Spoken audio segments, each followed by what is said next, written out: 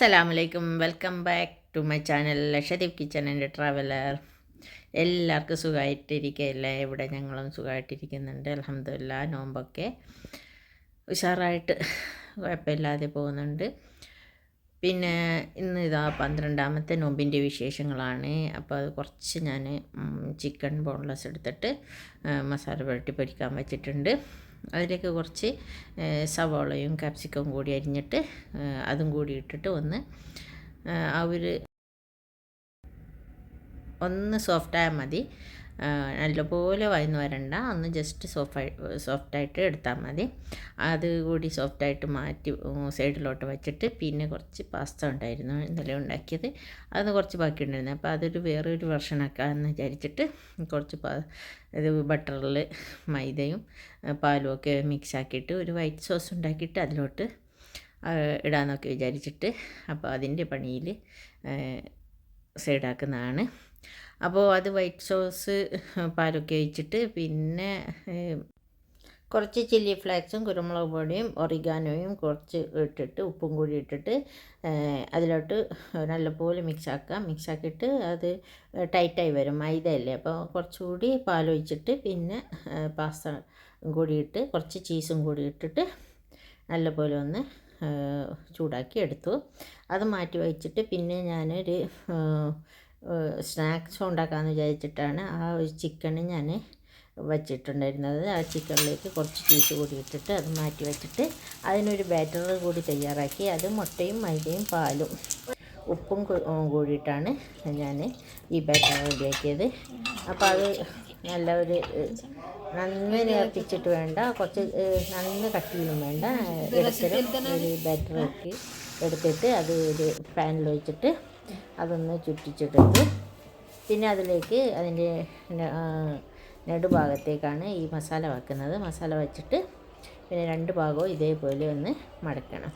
അപ്പോൾ ഒരു ഭാഗം മടക്കിയിട്ട് അതിലേക്ക് കുറച്ച് മൈദ കലക്കി വെച്ചിട്ടുണ്ടായിരുന്നു. അവിടെ കുറച്ച് മൈദ കലക്കിയത് കൂടി പേസ്റ്റാക്കി വെച്ചത് ഇതിൽ ഒന്ന് തേച്ച് പിടിപ്പിക്കണം.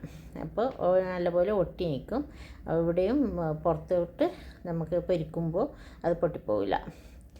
അപ്പോൾ ഇത് ഒരു ഭാഗത്തേക്ക് ഇതാക്കിയിട്ട് മറ്റേ ഭാഗവും ഇതേപോലെ മടക്കിയിട്ട് പിന്നെ രണ്ട് ഭാഗത്തേക്ക് ആ അറ്റവും ഈ അറ്റവും കൂടിയിട്ട് ഇതേപോലെ പേസ്റ്റ് ഒന്ന് തേച്ച് പിടിപ്പിച്ചിട്ട് ഒരു പെട്ടിയാക്കി എടുക്കാം.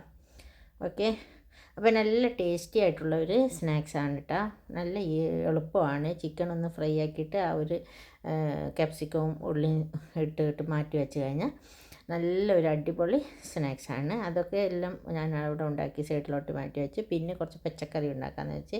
ഇതൊരു അറബിക്ക് ഡിഷാണ് കേട്ടോ. ഇതിൻ്റെ പേരൊന്നും എനിക്ക് കൃത്യമായിട്ട് അറിയില്ല, പക്ഷേ കഴിക്കാൻ നല്ല ടേസ്റ്റാണ്. എനിക്കൊക്കെ ഭയങ്കര ഇഷ്ടമുള്ളൊരു സംഭവമാണ്. അപ്പോൾ അതിലേക്ക് 2-3 ചിക്കൻ പീസ് ഇട്ടിട്ട് പിന്നെ ക്യാപ്സിക്കവും പിന്നെ കൂസ എന്ന് പറഞ്ഞിട്ടുള്ളൊരു വെജിറ്റബിളുണ്ട്, പിന്നെ വഴുതനയും സവോളയും തക്കാളിയും ഉരുളക്കിഴങ്ങും എല്ലാം ഇട്ടിട്ട് കുറച്ച് അറബിക്ക് മസാലയും കൂടി ഇട്ടിട്ട് വെള്ളം ഒഴിച്ചിട്ട് നല്ലപോലെ ഒന്ന് തിളപ്പിച്ചിട്ട് അതെല്ലാം കൂടി ഒന്നിച്ച് കിടന്ന് വേവണം. അപ്പോൾ നല്ലൊരു ടേസ്റ്റാണ്. ആ ചിക്കൻ്റെതും പച്ചക്കറിൻ്റെ എല്ലാം കൂടിയിട്ടുള്ള ഒരു മിക്സ്ഡ് ഫ്ലേവറായി വരുമ്പോൾ നല്ല ടേസ്റ്റാണ്. വെറുതെ കഴിക്കാനും നല്ല ടേസ്റ്റാണ് കേട്ടോ. അങ്ങനെ ഒന്ന് ആരെങ്കിലും ഉണ്ടാക്കി നോക്കാം. പിന്നെ ആ പെട്ടിയെല്ലാം ഉണ്ടാക്കി കഴിഞ്ഞിട്ട് ഇതാ ഞാൻ കുറച്ച് പൊരിച്ചു. 4 മടക്ക് ആ ഒരു പെട്ടി പോലെ 4 എണ്ണ ഉണ്ടാക്കിയിട്ടുള്ളൂ. പിന്നെ ഞാൻ റോളാക്കി. ഈ റോളിൽ ചിക്കനല്ല കേട്ടോ വെച്ചത്, റോളിൽ വെച്ചത് മധുരമാണ്. കുറച്ച് തേങ്ങാപ്പീരയിൽ പഞ്ചസാരയും ഏലക്കയും കൂടി ഇട്ടിട്ട് അങ്ങനെ ഒരു ഐറ്റംസ് കൂടി ഉണ്ടാക്കിയെടുത്തു. അത് കാണിക്കാനൊന്നും പറ്റിയില്ല. നോമ്പാവുമ്പോൾ എല്ലാം അങ്ങനെ റെസിപ്പി കാണിച്ചുകൊണ്ടിരിക്കുമ്പോൾ നമുക്ക് ഒട്ടും ടൈം പണി അടക്കില്ല. അതുകൊണ്ടാണ് ഇങ്ങനെ ഞാൻ എടുക്കുന്നത്. കാരണം ഇല്ലെങ്കിൽ നമുക്ക് എത്തുമ്പോഴത്തേക്ക് ഭയങ്കര തിരക്കാവും.